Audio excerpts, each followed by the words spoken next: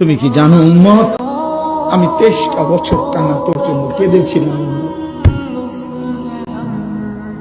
আমি এমন কাঁদা কাঁদছি রে উম্মত তোদের জন্য। এশার নামাজের পরে দাঁড়াইছি, ফজরের আজান পর্যন্ত আমি আমার মালিকের কাছে তোদের জন্য, উম্মতের জন্য চোখের পানি ফেলে কাঁদছিলাম।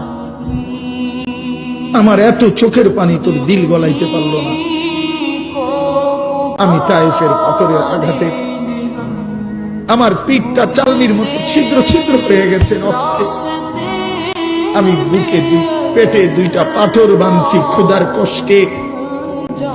আমি উহুদের দান্দান শহীদ করা রক্তে উহুদের ময়দানে পড়েছিলাম বেহুশ হয়ে। আমার ঘরের চুলায় 3 মাস রান্নার জন্য কোনোদিন চুলায় আগুন জ্বলে নাই।